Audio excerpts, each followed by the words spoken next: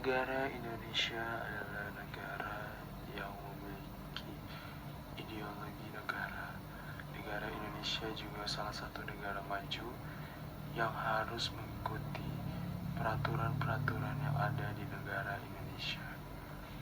Negara Indonesia memiliki sebuah aturan yang didasari oleh sebuah naskah, yaitu Undang-Undang Dasar Negara Republik Indonesia tahun 1945. Undang-Undang Dasar inilah yang menjadikan negara Indonesia tertata rapi dan juga masyarakatnya harus mengikuti pasal-pasal yang telah ada di dalam naskah Undang-Undang Dasar Negara 1945.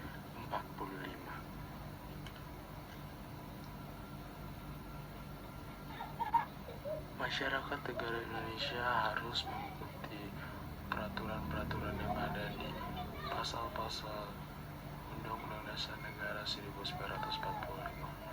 Tidak hanya masyarakat, namun pemerintahan juga harus mengikuti pasal-pasal yang telah berlaku yang ada di dalam Undang-Undang Dasar Negara tahun 1945. Dengan begitu, masyarakat negara Indonesia harus mengikuti pasal-pasal yang telah ada di dalam Undang-Undang Dasar Negara tahun 1945 agar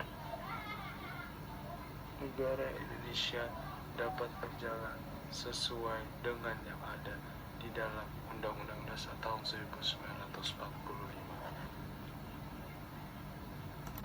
Seperti yang kita tahu, Undang-Undang Dasar Negara 1945 telah mengalami 4 kali amandemen, dan Majelis Permusyawaratan Rakyat atau yang sering kita sebut dengan MPR telah melakukan usulan kepada Presiden Indonesia untuk melakukan amandemen kelima untuk UUD 45.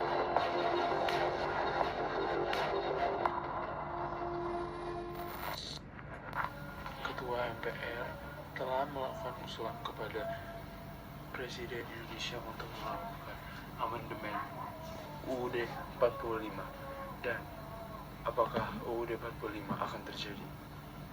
Seperti merubah undang-undang di DPR, karena ini menyangkut konstruksi dasar berbangsa dan bernegara kita, sehingga cara perubahan undang-undang dasar itu diatur secara rigid di dalam pasal 37 Undang-Undang Dasar kita, sehingga tidak bisa kita dilakukan secara sepihak oleh MPR, tetapi juga perlu mendengarkan pendapat stakeholder atau pemangku kepentingan bangsa yang lain. Agenda politik kita terdekat ini adalah pemilihan umum presiden, wakil presiden di Februari 2024, November pemilihan kepala daerah. Maka menurut hemat kami dan sudah sepakatan di unsur pimpinan MPR, sepertinya tidak akan ada agenda amandemen Undang-Undang Dasar NRI 1945 pada periode ini.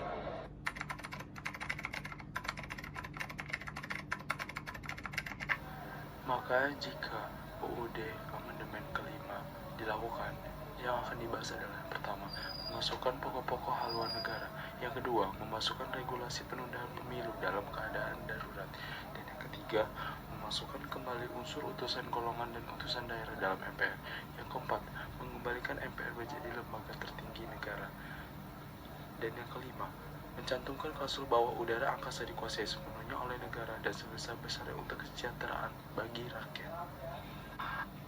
Majelis Permusyawaratan Rakyat atau yang disebut dengan MPR telah melakukan sidang usul untuk mengusulkan amandemen UUD tahun 1945 kepada Presiden Republik Indonesia. Pada sidang ini, MPR mengatakan bahwa MPR harus menjadi lembaga tertinggi kembali pada amandemen UUD 45 yang kelima. Guna mengatasi dampak dari suatu keadaan kahar fiskal maupun kahar politik yang tidak dapat diantisipasi dan tidak bisa dikendalikan secara wajar. Idealnya memang MPR Republik Indonesia dikembalikan menjadi lembaga tertinggi negara. Lalu, jika benar-benar UUD tahun 1945 benar-benar mengalami amandemen yang kelima, maka akan mendapatkan pro dan kontra dari beberapa pihak yang menjadi perdebatan untuk apakah amandemen kelima ini sangat penting. Banyaknya sebuah perdebatan pro dan kontra tentang amandemen UUD tahun 1945 yang kelima ini membuat Ketua MPR atau Majelis Permusyawaratan Rakyat mengemukakan jawabannya dia pada sidang MPR. Keadaan PPHN yang bersifat arahan dipastikan tidak akan mengurangi kewenangan pemerintah untuk menyusun cetak biru pembangunan nasional baik dalam bentuk rencana jangka panjang maupun rencana pembangunan jangka menengah.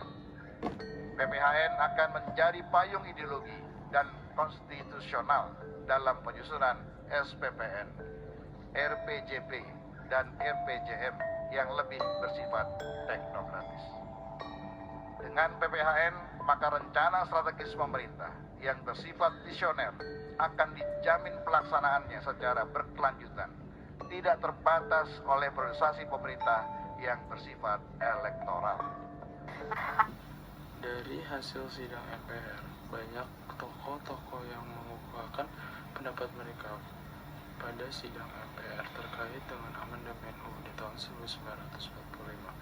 Mereka mengatakan bahwa MPR tidak usah melakukan amandemen kepada UUD tahun 1945, dan beberapa tokoh telah menyampaikan pendapat mereka terkait dengan amandemen UUD.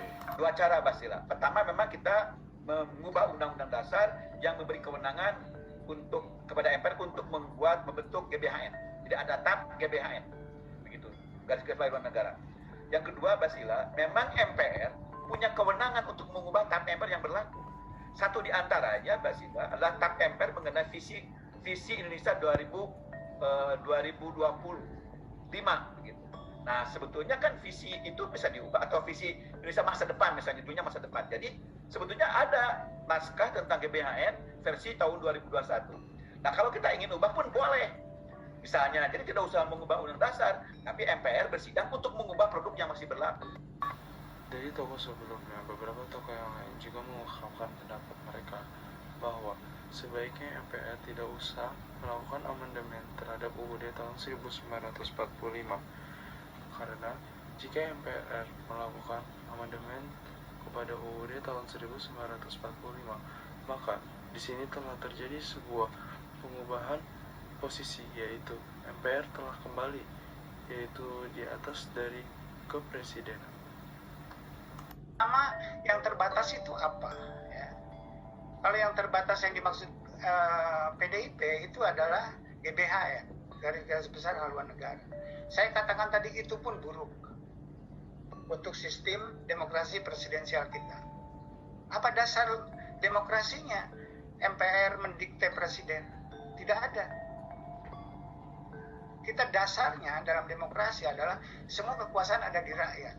MPR membuat GBHN dan itu dijadikan dasar untuk presiden bekerja, maka MPR berada posisinya lebih tinggi daripada presiden, dan itu tidak benar. Jadi dari semua apa yang telah kita lihat, bahwa amandemen UUD tahun 1945 yang diusulkan oleh MPR untuk mengamandemenkan UUD tahun 45 yang kelima, banyak terjadi sebuah pro dan kontra, dan amandemen yang kelima ini menghasilkan salah satunya yaitu ingin menjadikan MPR menjadi lembaga tertinggi lagi di atas kepresidenan. Jadi, apakah amandemen UUD tahun 1945 akan benar-benar dilakukan? Sekian dari video saya Muhammad Sofir Rosmat dari kelas 11 6, nomor absen 20. Terima kasih bagi yang sudah menyaksikan video saya.